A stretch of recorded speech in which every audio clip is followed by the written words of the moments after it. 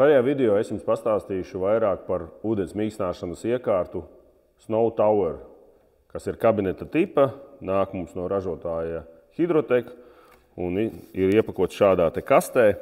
Un tagad lēnām visu vēršu vaļā un stāstīšu, kas tas par modeli ir. Tā, te ir kaste ar sastāvdaļām.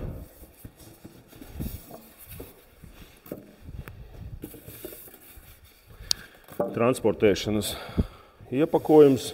Uzmanīgi jānoņem ir vāks un jāatvieno vats šeit savienojuma, lai nesaplēstu un atsevišķi viegli varētu izcelt ārā pārējo daļu.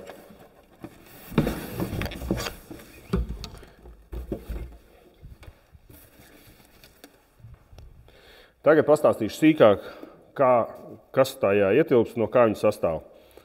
Tātad, tā ir kabineta tipa iekārta. Šeit ir vadības bloks, kurš kontrolē visu darbību, jaunapmaiņas sveķu tvertne, kur iekšā ir 10 litri sveķu. Pati ārējais korpus ir kā sāls tvertne, viņš ir kabineta tipa. Tālāk šeit ir vadības bloks, no kura aiziet caurule sāls piesūkšanai un sāls tvertnes uzpildīšanai.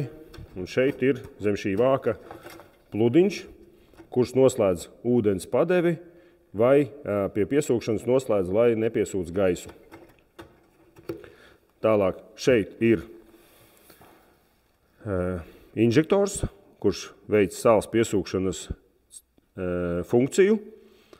Šeit ir kanalizācijas šļauka jaunāk komplektā, kura ir jau pievienota, un šeit jāatskrūvē vaļā. Tad šeit var redzēt, ir jau saucamais DLFC, Drain Flow Control blīve, kura ierobežo konkrētu ūdens plūsmu, kāda iet no mīkstinātāja uz kanalizāciju. Un, protams, komplektā ir caurspīdīgā caurule uz kanalizāciju pieslēgšanai. Tālāk šeit ir pieslēgšana elektrībai, transformatoram. Šeit ir ieplūdes caurule un izplūdes caurule. Tātad nedrīkst sajaukt ienākošais, aizijošais. Tāpat šeit ir skaitītājs, kurš ir iebūvēts un veic ūdens skaitīšanu, lai noteiktu pēc cik kubiem veikt reģenerāciju un arī mēra momentāno plūsmu. Šeit priekšpusē ir arī tāda skrūve, ar kuru regulē ūdens cietību. Ar šo skrūvu var regulēt, cik daudz ūdens iet caur filtru, cik ūdens iet pa taisno bez filtra. Tādā veidā cietība tiek regulēta. Ar šī vada palīdzību tiek pieslēgta klāt augšējā kaste, tur, kur ir displejs, lai varētu programmēt. Tā pagriezīšu. Tā. Un te ir tāda maza ļipiņa, tāda ķepiņa, un te ir tas skava, kas apķer. Un tā ir pareiza savienošanas pozīcija. Un tad šo te vāku uzliek virsū un šādā veidā nofiksē. Tālāk, šeit blakus kastē ir papildus sastāvdaļas. Tas ir transformators, lai pieslēgtu pie elektrības, un bypass svārsts, kas ir domāts, lai pieslēgtu pie esošās iekārtas, pie esošā ūdensvada sistēmas. Tā.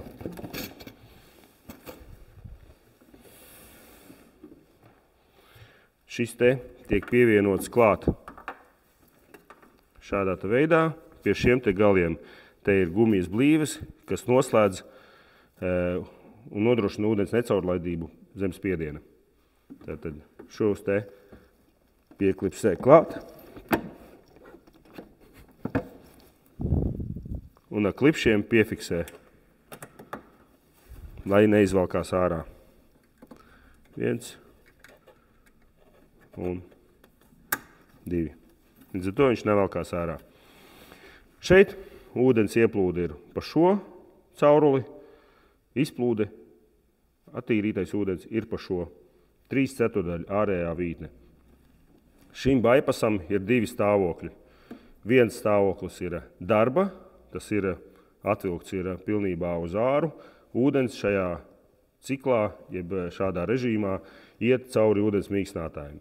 Ja ir šādā stāvoklī, tad ūdens iet pat taisno bez ūdens mīkstinātāja. Tad normālais darba stāvoklis ir šis te. Iesim tālāk pie programmēšanas. Iekārtai pievienosim adapteri. Ļoti vienkārši piespraužās klāt. Pieslēdzam pie elektrības un parādās displejs. Uz displeja lietotājam ir iespēja mainīt vairākas lietas. Spiežot šo te galveno pogu, var uzstādīt set time of day. Tātad izvēlamies un var uzstādīt, kāds ir šobrīd esošais laiks. 9:52. Mums ir 9:52, līdz ar to tas arī paliek. Tālāk nākamais, ko izvēlās ar šīm te bultiņām uz augšu uz leju, nākamo iespējamo, ko var mainīt lietotājs. Tas ir reģenerācijas uzstādītais laiks. Cikos notiks reģenerācija? Rūpnīcā uzstādītais standarta laiks ir 2 naktī. Tad arī tā, lai paliek, tas ir normāli, jo tad ir vismazākais ūdens patēriņš. Un beigās uzstāda ūdens cietību. Tas ir jūsu ienākošā ūdens cietība miligramos litros. Pēc tā iekārta sapratīs un aprēķinās pati, cik daudz kubikmetrus tā var attīrīt. Un tā, tad izvēlamies, apstiprinam, iziem ārā. Šis ir normālais darba displejs, kurā tiek parādīts konkrētais laiks, ka iekārta ir darba režīmā, un šeit mainās, cikos notiks reģenerācija, 2 naktī, atlikusī kapacitāte 2,66 kubikmetri un momentāno plūsmu rāda 0 kubistundā. Tad, kad sāksies ūdens patēriņš, tad šeit parādīsies konkrēta plūsma. Šeit ir iespēja ieiet arī programmēšanas ciklā, un to var darīt sekojoši. Vienkārši izraujot ārā no rozetes un iespraužot atpakaļ, tad, kad parādās modeļa numurs, nospiež vienlaicīgi un patur šīs te 2 vidējās pogas. Šajā režīmā var uzstādīt sekojošus parametrus. Set mode. Šeit mēs varam izvēlēties, vai tas ir mīkstinātājs vai filtrs. Mūsu gadījumā mīkstinātājs. Tālāk izvēlēties filtra vadības bloka modeli. Tas ir F79, vispareizi. Tālāk set type, tas ir vai nu tas ir meter type vai time clock type. Tas nozīmē meter type, kad ir visa reģenerācija notiek pēc ūdens plūsmas, pēc kubiem. Ja būtu time, tad būtu tas pēc laika. Tālāk, nākamais ir izvēle set resin volume. Izvēlamies, cik daudz litri ir jonapmaiņas sveķu.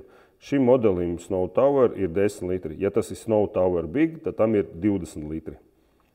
Apstiprinām, ejam tālāk.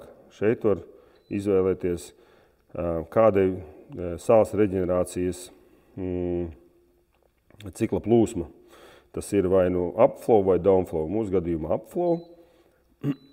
Tad pēc tam ir tā interval regen day.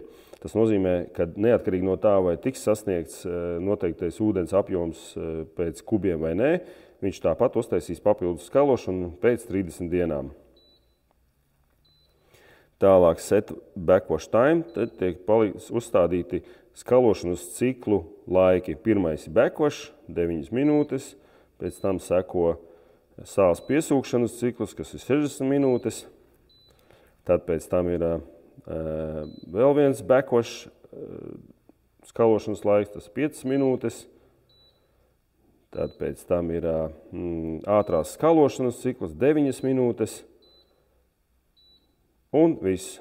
Tagad atgriežamies atpakaļ pie standarta displeja un iekārta ir saprogrammēta. Šim te, lai tad, kad montē, viņam šeit ir displejam tāda, varbūt redzams, ne displejam, bet vākam tāda netīra plēve, bet tā ir saucamā remonta plēve, kura tiek noplēsta nost, tad, kad viss ir pabeigts, un tad spīd un laistās virspuse. Tālāk, pie eksploatācijas. Klientiem ir svarīgi sekot līdzi sāls līmenim. Tas nozīmē, šeit te, pa šo te caurumu tiek bērts iekšā sāls, un jāsako līdzi. Jābūt ir vismaz pusei. Ja ir puse vai mazāk, tad ir jāpiebēr pa šo caurumu. Papildus vēlējos pateikt, ka šis ūdens mīkstinātājs, tad, kad viņam notiek skalošana, jeb reģenerācija, viņš ūdeni nepadod uz māju. Tas nozīmē, ka tajā laikā, un tas ir 2 naktī pēc iestatītajiem rūpnīcas uzstādījumiem, 2 naktī, tad, kad notiek reģenerācija, ūdens nepadodās uz māju. Ja ir nepieciešams padot ūdeni uz māju tajā laikā, tad vienkārši mehāniski manuāli vienkārši pārslēdz uz bypass režīmu. Papildus vēl šim te nāk klāt šādi te nerusēšu tērauda pievienojumi ar blīvītēm, kurus tad var pievienot pie šiem galiem, lai novadītu uz esošo ūdensvadu caurļvadu. Un pēdējais, ko vēl nepateicu, ka viņam var uztaisīt skalošanu, reģenerāciju arī rokas režīmā, nospiežot šīs divas pogas vienlaicīgi un paturot, filtrs aiziet reģenerācijas ciklā. Nē, atvainojos nepareizi. Šo te nospiežot, vienu nospiežot, viņš aiziet reģenerācijas ciklā un parāda katra cikla stāvokli un atlikušās minūtes. Tagad negaidīsim, pārliksim uz nākamo, motors griežās un pārlec uz nākamo režīmu, sāls piesūkšanas režīmu. Pārlecam, atkal negaidam, pārlecam tālāk, motors pagriežās un parādīs nākamo ciklu. Tas ir sāls tvertnes uzpildīšanas cikls. Un pēc tam ir atkal skalošanas cikls.